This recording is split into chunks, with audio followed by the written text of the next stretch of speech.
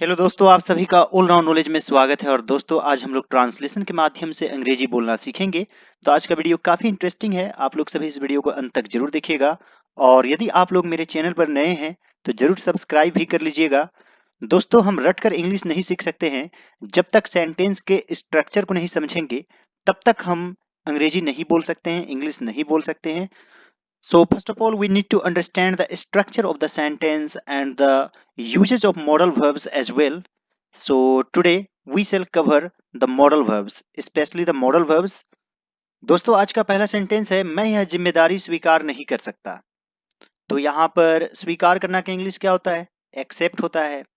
और जिम्मेदारी का इंग्लिश होता है रिस्पॉन्सिबिलिटी। और जैसे मैं नहीं जा सकता हूं, आई कैन नॉट गो, या फिर वह देख नहीं सकता है, ही कैन नॉट सी। तो सकना के लिए कैन का यूज होता है। तो यहां पर क्या हो जाएगा? आई कैन नॉट। और कैन नॉट को शॉर्ट फॉर्म में क्या लिखते हैं? कैंट या कांट भी पढ़ा जाता है। आई कांट एक्सेप्ट यह जिम्मेदारी, this responsibility.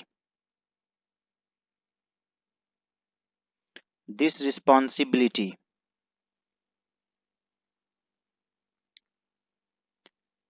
I can not accept this responsibility. मैं उसे पहचान नहीं सका। तो सबसे पहले जब हम किसी व्यक्ति को पहचानते हैं तो कौन सा वर्ब का यूज करते हैं? रिकॉग्नाइज।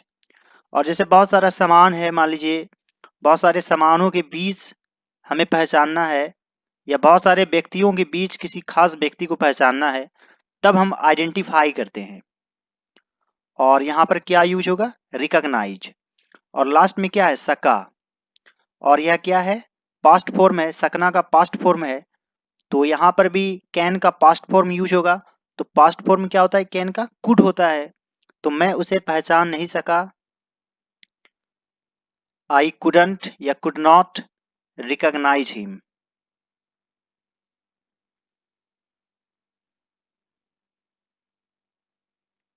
दोस्तों, रिकॉग्नाइज में एस भी यूज होता है यहाँ पर, और जेड भी यूज होता है। नेक्स्ट सेंटेंस है, तुम्हें वादा नहीं तोड़ना चाहिए था। तो वादा तोड़ना यानी ब्रेक, प्रोमिस, ये यूज कर सकते हैं। और यहाँ पर क्या है? चाहिए था। तो चाहिए रहता है तो शुड यूज करते हैं, लेकिन लास्ट में था आ जाएगा तो शुड हैव यूज होगा, और फिर वर्ब थ्री यूज होगा, यानी कि should have plus verb three. जैसे तुम्हें जाना चाहिए था, यू शुड हैव गॉन। तो तुम्हें वादा नहीं तोड़ना चाहिए था, you should not have broken your promise, यानी अपना वादा।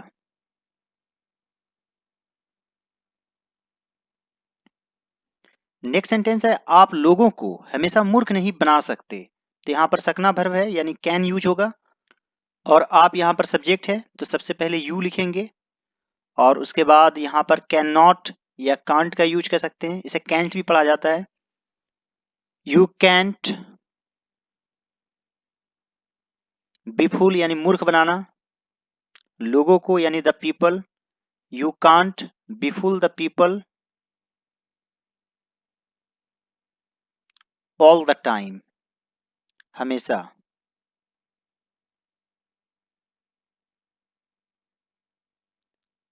नेक्स्ट सेंटेंस है, हमें अंधेरे की वजह से कुछ भी दिखाई नहीं दे रहा था। तो इस जगह हम लोग वॉज एबल टू या वर एबल टू का भी यूज कर सकते हैं, या फिर कुड नॉट का भी यूज कर सकते हैं। तो हमें अंधेरे की वजह से कुछ भी दिखाई नहीं दे रहा था, तो यहां पर लिखेंगे we couldn't see anything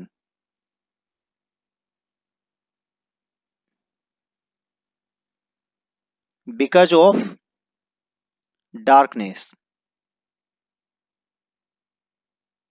We couldn't see anything because of darkness, या फिर we were not able to see anything because of darkness, ये भी यूज कर सकते हैं।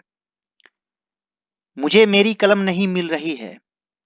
तो यहां पर भी हम लोग कैन का यूज कर सकते हैं। I am not finding my pen. इस तरह भी बन सकता है, लेकिन ज्यादा अच्छा नहीं है, क्योंकि जैसे आई एम स्मेलिंग, मैं सूंघ रहा हूं, ये गलत हो जाएगा। आई कैन स्मेल, तो इस जगह कैन का यूज होता है। तो उसी प्रकार यहाँ पर भी हम लोग कैन का यूज कर सकते हैं। मुझे मेरी कलम नहीं मिल रही है, I can't find my pen, या फिर I am not able to find my pen. इस तरह से हम इसे बना सकते हैं। तो यहाँ पर लिखेंगे I can't find my pen. Next sentence है, मुझे आपकी आवाज सुनाई नहीं दे रही है, कृपया जोर से बोलें। तो मुझे आपकी आवाज सुनाई नहीं दे रही है, ऐसे तो लग रहा है कि यह प्रेजेंट कंटिन्यूअस टेंस में है, लेकिन इसमें भी आप कैन का यूज कर सकते हैं, या फिर नॉट एबल टू का भी आप यूज कर सकते हैं। जैसे मुझे आपकी आवाज सुनाई नहीं दे रही है, I am not able to hear your voice, या फिर I can not hear your voice, I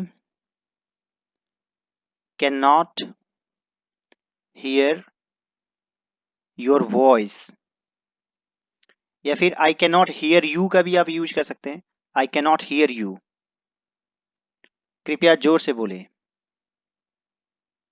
please speak loudly. उसे अंग्रेजी बोलना नहीं आता, यहां पर भी आप कैन का यूज कर सकते हैं, he can not speak English. और इसे सिंपल प्रेजेंट टेंस में भी बना सकते हैं, जैसे ही doesn't know how to speak English.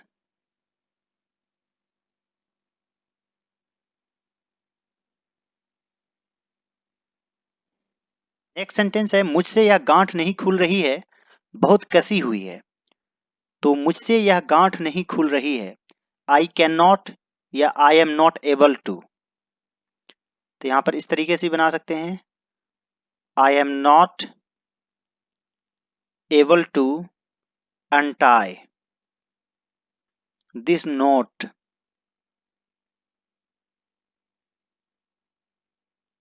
बहुत कसी हुई है, it is too tight. Next sentence है, तुम्हें सारे पैसे खर्च नहीं करने चाहिए थे। तो यहां पर देखिए चाहिए थे, यानी कि आपको should have plus verb 3 use करना है। और यहां पर है तुम्हें, तो लिखेंगे सबसे पहले यू, और यहां पर यूज करेंगे शुड नॉट, उसके बाद ही हैव लगाना है। You should not have spent all the money.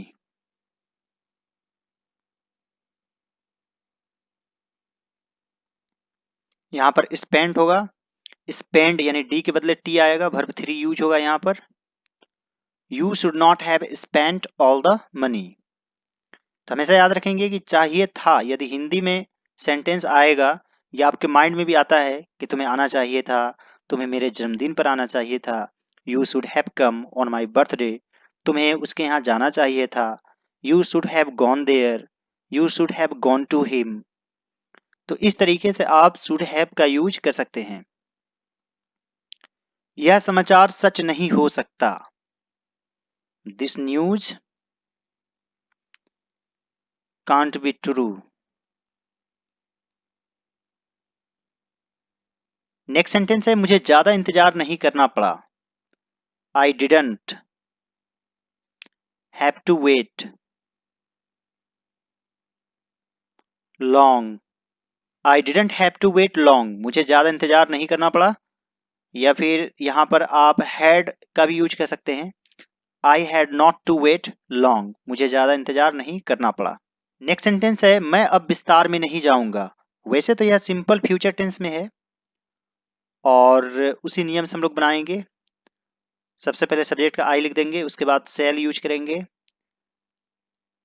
I shall not go into detail.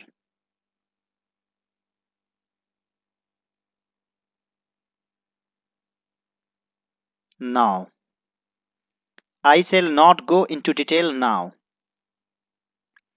मैं किसी का पक्ष नहीं लूंगा, यह भी सिंपल फ्यूचर टेंस में है।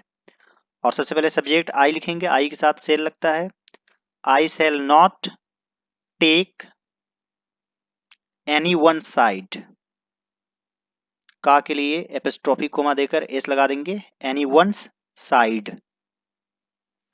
I shall not take anyone's side. मैं तुम्हें दोष नहीं दे रहा हूं. I am not blaming you. I am not blaming you. यह प्रेजेंट कंटिन्यूअस टेंस में है. दोस्तों यदि आप लोग शुरू से इंग्लिश सीखना चाहते हैं तो मेरा एक और चैनल है हिंदी टू इंग्लिश, उसे जरूर सब्सक्राइब कीजिएगा. उसका लिंक आपको इस चैनल के कम्युनिटी टैब या अबाउट सेक्शन में मिल जाएगा. इसके अलावा यदि आप शुरू से टेंस सीखना चाहते हैं तो टेंस के प्लेलिस्ट में जाइए और मॉडल वर्ब्स के यूज के बारे में जानना चाहते हैं तो आप लोग मॉडल वर्ब्स के प्लेलिस्ट में जरूर जाइएगा. That's all for today. All right, dear students and friends, thanks for watching. Have a great day. Enjoy yourself.